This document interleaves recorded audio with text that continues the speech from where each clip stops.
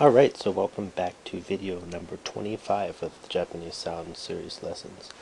We are going to go into some ambiguous Romaji cases this time. And what we mean by this is that, Romaji, or the using of the English-looking letters to write Japanese, is not ideal.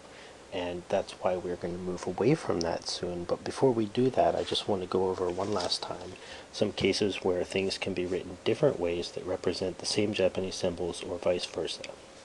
So the first thing that we went over before is that there is a logical way of writing certain sounds where they follow the table, and there is, let's see, a phonetic way where it more follows what English speakers would expect, right? So, for example, we have this HU sound. Now it should be written HU according to the table because it's in the H row, but it's often written as FU for many cases where people write it in English like Fuji, Mount Fuji, or whatever, because it sounds more like an F, certainly to most English speakers. The same thing, the TU sounds more like TSU. The TI sound, right, sounds to most people more like CHI.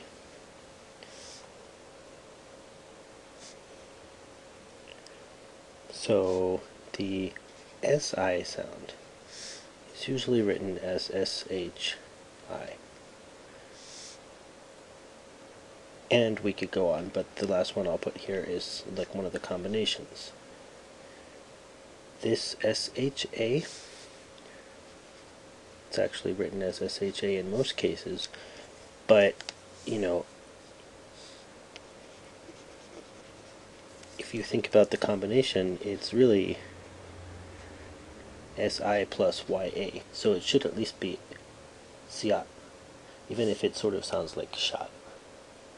So these are a number of cases in which you can find that the way things are written just doesn't always match. Another, of course, that we mentioned, that the N by itself is often written as an M, depending on its place in the word. So those are relatively minor in the sense that they don't hurt anything. If you read, for example, SYA, or if you read SHA, you can know that it refers to the same thing simply by experience. Where we really end up with some problems of not knowing which Japanese sound they're referring to. Okay, one is what I'll call J versus J. There are two different ways to produce the J series if you've gone over the previous lessons. There's no way to tell other than by knowing a word. There's no way to tell from reading Romaji. For example, in a word like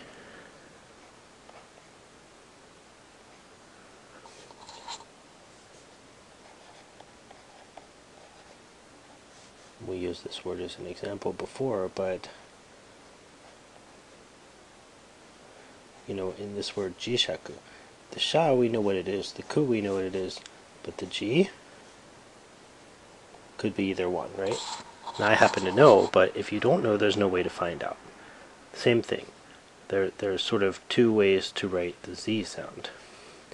If you don't know which one, then you just have to guess when you write it into Japanese. So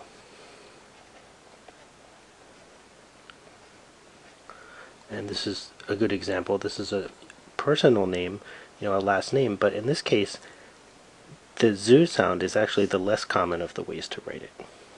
And the last case, which is something I'll leave you to think about, is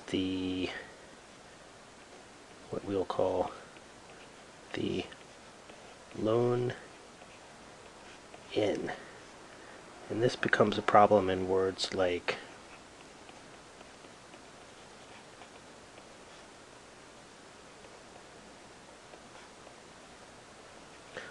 so see if anyone can figure out how this is supposed to be pronounced, and let me know.